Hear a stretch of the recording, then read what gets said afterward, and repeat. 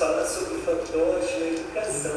E temos muita coisa para falar. Vamos falar sobre o valor do fantoche, como usá-lo, os cuidados que nós temos que ter também. E eu quero compartilhar umas dicas também bem práticas para você fazer o seu fantoche bem legal, tá bom? Vai ser muito legal a nossa aula, né? Vamos lá então!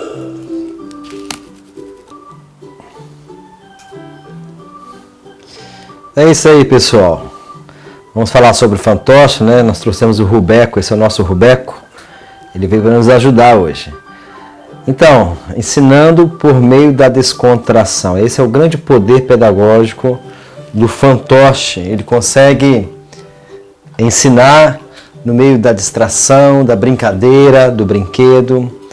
E isso tem um valor pedagógico muito forte. Eles são um instrumento excelente de ensino.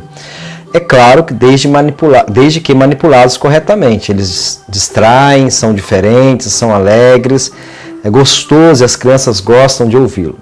Mas vamos falar algumas coisas que são fortes na questão pedagógica em relação ao uso de fantoche. O primeiro é a capacidade que eles têm de ensinar, sem levantar barreiras. Isso é muito legal. Há muitos assuntos que a gente quer ensinar, como higiene, questão dos piolhos, comportamento, bullying, e que o fantoche pode ser um instrumento aí de você trazer aquele ensino, aquele conhecimento, sem que elas levantem barreiras, sem que elas fiquem questionando. Muitas vezes a presença dos pais em eventos, os pais estão ali presentes, e aí você consegue trabalhar vários assuntos sem barreiras.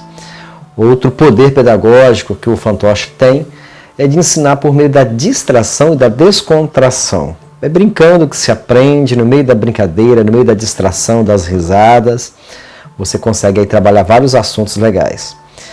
Ensinar por meio da identificação. As crianças se identificam com o fantoche, ela se vê, ela se projeta nele. Ele é um modelo, acaba sendo um modelo a ser imitado. Isso é muito bom. Por outro lado, tem que ter cuidado, porque as questões negativas também servem como modelo. Nós vamos falar sobre isso daqui a pouco. E ensinam por meio da atenção, eles prendem a atenção, eles atraem a atenção das crianças. E vou contar um segredo, dos adolescentes também. E dos adultos também. Todos gostam dos fantoches. É um engano pensar que só crianças que gostam de fantoches. Adolescentes gostam e mais ainda, adolescentes gostam de manusear o fantoche. Você pode trabalhar com os adolescentes aí da sua escola, da sua sala, do seu trabalho. Num grupo de teatro de adolescentes, eu já fiz isso. Por muitos anos eu coordenei um grupo de adolescentes que eles mesmos manipulavam os fantoches, é claro, sob a minha orientação. O fantoche, então, é um instrumento de ensino muito forte, né? E nós devemos utilizá-los, né? Pelo fato dele poder conseguir confrontar problemas sem criar rejeição, sem criar reações negativas. Por exemplo, você pode usar os fantoches para falar sobre higiene, sexualidade. Eu já falei numa comunidade em São Paulo sobre piolhos, violência, bullying, violências caseiras, questões emocionais, tantas outras questões que você pode trabalhar ali sem que haja uma barreira, uma rejeição imediata. E o fantoche também, ele pode ser um instrumento de ensino de vários temas transversais. Por exemplo, inclusão, respeito, valores humanos, ética, comportamento, tantas coisas boas que podem ser trabalhadas de uma forma mais lúdica, né? O fantoche tem esse poder da ludicidade. O fantoche ele é muito bem-vindo em vários ambientes. Ele pode ser utilizado aí em eventos, em aulas. Em aulas, por exemplo, você pode, tanto você como professor pode trabalhar o seu conteúdo, como também pode trabalhar como revisão, dentro de uma perspectiva de metodologia ativa. Veremos isso ao final. E também ele pode ser trabalhado em eventos, né? Esse é um evento da Guarda Civil Municipal, utilizando aí os fantoches para trabalhar muitos temas ligados à violência, drogas, e a escola pode promover vários tipos de eventos utilizando os fantoches. Os fantoches são muito bons também para você trazer histórias morais, histórias éticas, valores humanos, valores de vida, ética, cidadania, tantos assuntos aí que você consegue trabalhar no meio da descontração. E músicas também, eventos que trazem música, às vezes a música no início, então os fantoches podem entrar como coadjuvantes de quem está trabalhando a música, sempre com cuidado para que não haja piadas nessa hora. Na hora das músicas, né, é importante ter o foco nas músicas, a interação com o professor, com quem estiver apresentando o evento, mas não é o momento de focar em muitas brincadeiras, em muitas piadas, porque isso pode tirar o foco deste momento, que é o momento das músicas. E também em diálogos com o apresentador, com o público infantil. Em eventos a gente costumamos fazer assim, o fantoche entra no início, na abertura, aí depois a gente promete que depois no meio do evento ele virá e no final também do evento ele aparece. Então fazendo aí diálogos, trocando, né, temas, discutindo temas, conversando com as crianças, e elas gostam muito dessa interação com o fantoche e aí o professor, quem está à frente do evento. Mas os fantoches precisam ser trabalhados com alguns cuidados. Eles são muito bons, são didáticos, mas há cuidados que precisam ser observados no uso do fantoche. O primeiro é o cuidado em relação à identificação. A criança se identifica. Qualquer criança se identifica com o fantoche, se projeta nele. Por isso que é muito importante esse detalhe. Toda atitude negativa que acontecer no momento, no palco, no diálogo livre ou na peça, ela precisa ser corrigida imediatamente por causa da identificação. É normal que as crianças se identifiquem mais com a atitude negativa do que com a positiva. Então, valorizar as atitudes positivas e corrigir as atitudes negativas. Vai que numa fala livre, um chama o outro de bobo, de burro, imbecil. Não pode deixar passar em branco. Aí o próprio outro fantoche pode corrigir e ali eles constroem a correção, ou o próprio professor que está fazendo a interação corrige, mas não pode deixar sem correção, por causa da identificação. O fantoche também não pode ocupar todo o programa, ele não é o objeto principal da aula e nem do evento. Importante também deixar aquele gostinho de quero mais. Ó, no final da aula ele volta, no final do evento ele volta, amanhã o fantoche vai voltar, criando aí a ideia de expectativa junto com as crianças, é legal isso.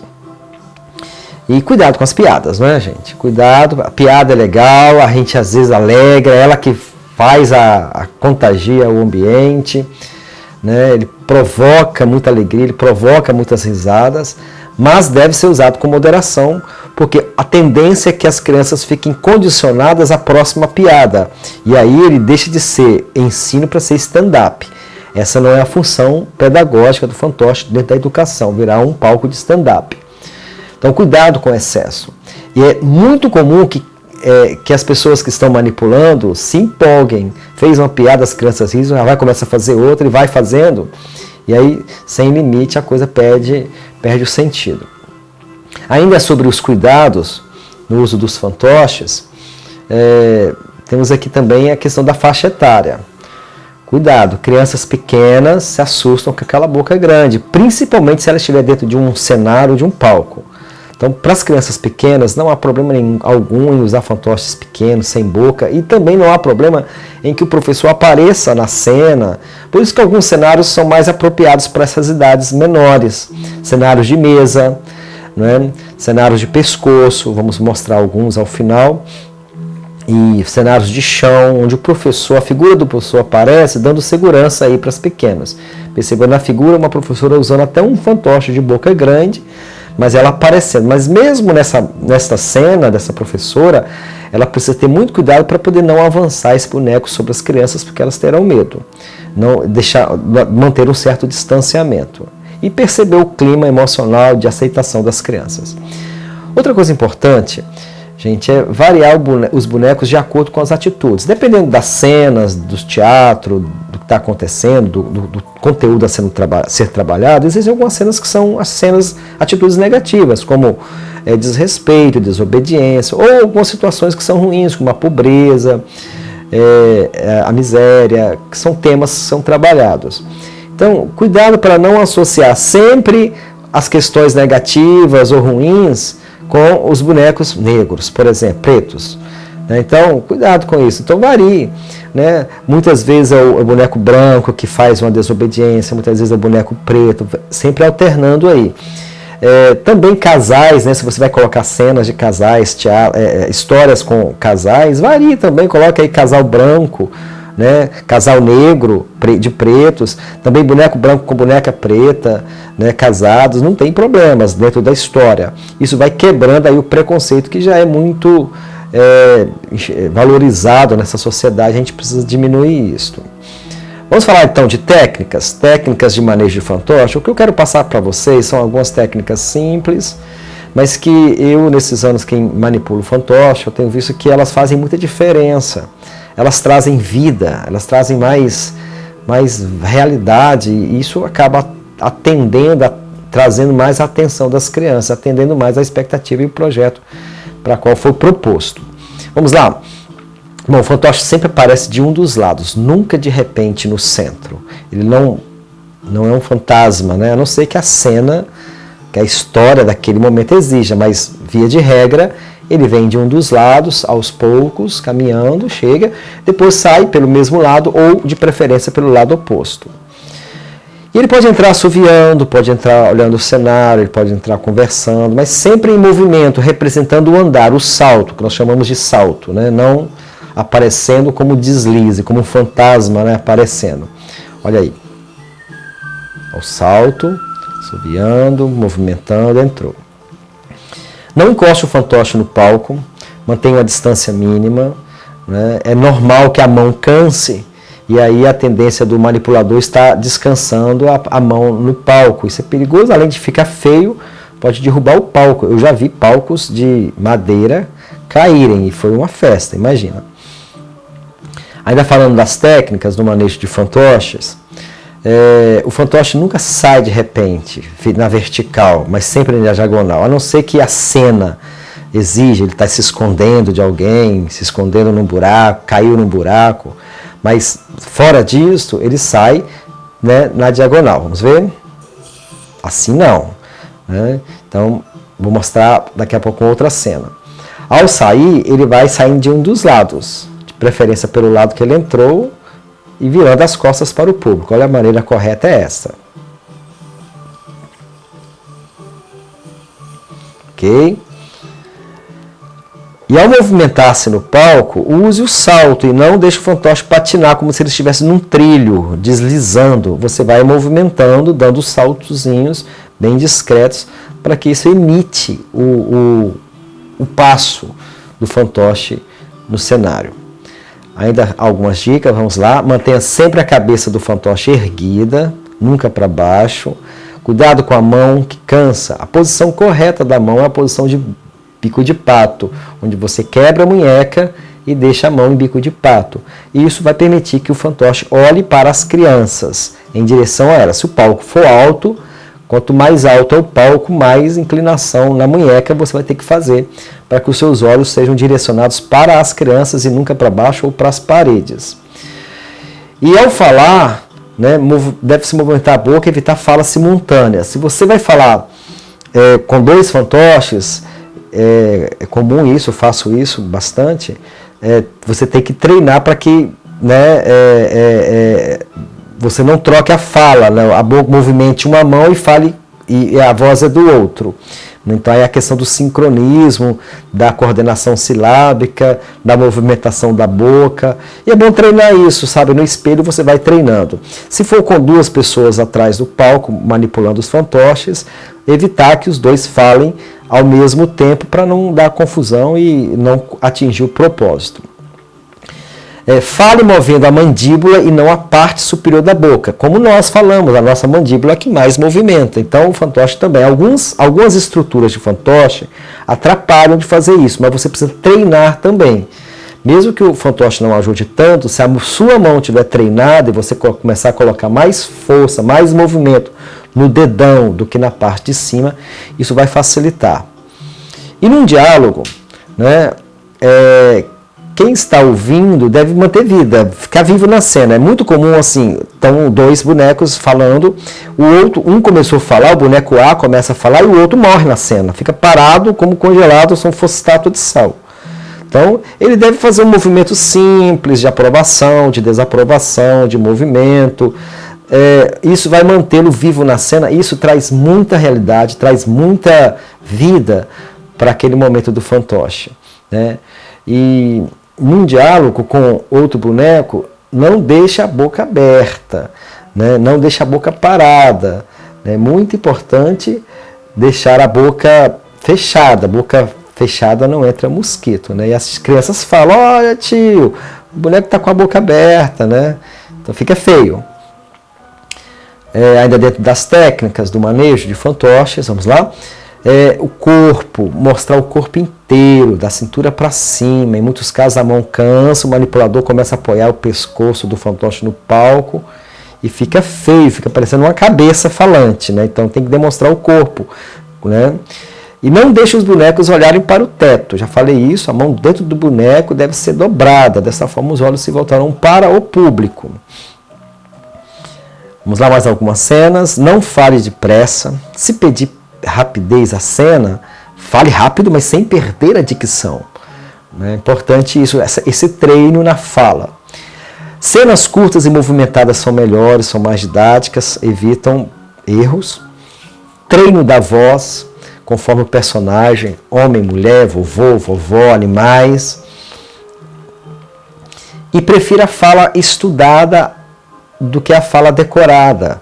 Eu trabalhei com um grupo de adolescentes, onde eles tinham um grupo de fantoches, a gente tinha um grupo que saía fazendo fantoches nas comunidades, e eles é que faziam os fantoches. Então nós tínhamos os ensaios, eu dava o texto, eles estudavam, nós ensaiávamos, mas assim, sempre treinando a técnica do improviso, sem perder o contexto, sem perder o assunto, a direção do assunto, mas trabalhando a técnica do improviso. Até porque no improviso é que podem acontecer algumas cenas erradas, de um falar mal do outro, um xingar o outro, seu bobo. E aí eles acabam aprendendo a técnica no improviso de corrigir esses exemplos negativos. Outra coisa, é importante que se você tem um boneco, uma boneca, um fantoche, dá uma identidade para ele, um nome, uma voz, uma personalidade. Né? O meu fantoche chama Rubeco, sempre chamou Rubeco. Então o Rubeco, ele tem nome, tem voz, e eu uso isso como estratégia. Amanhã o Rubeco vai aparecer, no final do evento, da aula, o Rubeco vem. Então, tio, o Rubeco vem hoje, hoje não, mas amanhã ele vai vir. Então você acaba criando uma identificação aí com as crianças. Agora, quando ele está em uma cena ou representando dentro de uma história um policial, um professor, um personagem, aí ele não é o Rubeco, ele é aquele personagem. Mas fora de uma história, fora de uma cena, ele é o Rubeco. Dentro de um diálogo, dentro de um momento de evento onde ele dialoga ali com o apresentador. Bom, há muitos tipos de fantoches. Na internet você vai encontrar de todos os tipos e maneiras para que você possa fazer, além dos livros propostos, nós colocamos alguns na bibliografia, fantoches de potes, de margarina, de caixas de leite, fantoches de feltro, principalmente para os pequenos, fantoches de papel, há uma variedade grande sobre eles, bonecos que você pode comprar ou mandar fazer, até mesmo personalizados, bonecos GVA, fantoches de sucatas, e as crianças podem também produzir os seus fantoches de sucatas, fantoches de meia, fantoches de dedo, muito útil para as crianças, para os cenários de pescoço, de papel, de sacos de papel, fantoches de varetas, de luvas, enfim, temos muitos tipos de fantoches. E os cenários, ou palcos, eles ajudam muito na vida, Eles trazem todo o contexto da cena.